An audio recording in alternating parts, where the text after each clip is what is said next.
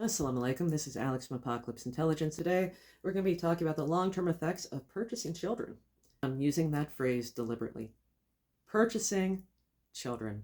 Because when adoption becomes a market, when large amounts of money are involved in selecting children specifically for their traits, their parents' appearance, their parents' talents, lineage status, or even just fantasy, the child is no longer treated as a person first. The child is treated as an investment product. When that child grows up, it does not become the product that the adults imagined they were purchasing. Those adults experience that child as a loss and then do everything in their power to hide the initial adoption, to hide their justification of why they treat this one individual for living their own life as a broken object, as opposed to a human being deserving of love and care. They don't see the child that they purchased as a someone. They see them as a failed projection. They see them as a broken object, as a disappointment, and as a financial failure, and not as a person to support in their own growth, because their own growth is going to incline towards their biology, not towards the purchasers scripting for them. This is especially severe in closed or international adoption systems where the records are sealed, intentionally delayed, hidden, altered, or treated as belonging to everyone else except for the person whose life they described. Adoption records should be unsealed when the adopted person becomes an adult. No exceptions.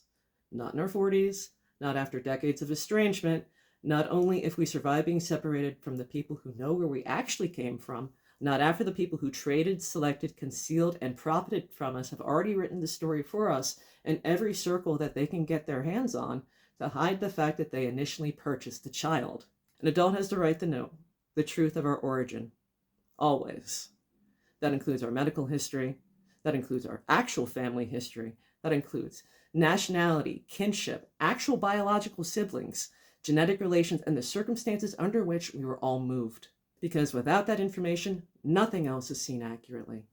We become socially costly to protect openly because the people who purchased us are rich. And those who know us best are often the same people blocked by silence, professional pressures, family pressure, institutional risk, or legal agreements that prevent open support. Supervisors, siblings, colleagues, protectors, and loved ones become miscoded and discouraged from open care of the person who was purchased, displaced, concealed, and traded to people adjacent to their own professional and personal worlds, especially in wealthy circles, especially in professional circles, because it's not just one adopted child, it's an entire network, as we are discovering with the release of the Epstein files. People often ask, what happens to these designer children that are listed in the files? Well, I happen to be one of them. The family that purchased me worked for University of Pennsylvania. They were very, very wealthy. Biological bonds can be treated as fantasy because the paperwork was hidden. It protects the initial wealthy family from being examined. The adopted person is left trying to explain realities that are deliberately concealed from themselves and others to protect the purchasers and traffickers. This is not just harm of the purchased or displaced person in the abstract, it's holistic harm. It's a harm that passes through records, through adult autonomy, through consent, through medical history, through safeguarding, through inheritance, and through every relationship that becomes harder to name because the original truth was withheld intentionally for financial reasons. It complicates and obscures the true inheritance issues for the survivors of child purchase. It makes the survivor responsible for explaining a history that they were denied access to, and then having to piece together through scraps and receipts, like I have, years later. Lets the adults who benefited from the transaction keep comfort, reputation, and control, while the adopted adult is left carrying the cost of concealment.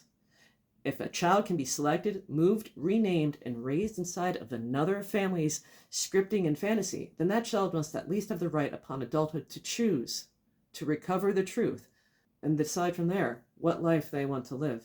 Children are not commodities. Anybody who believes that they are has failed any sort of moral test of authority over them.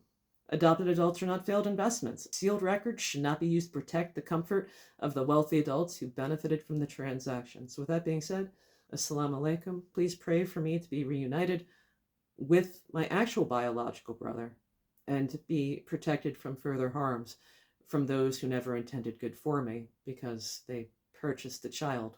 That child did not turn out the way that they thought that I would. I mean,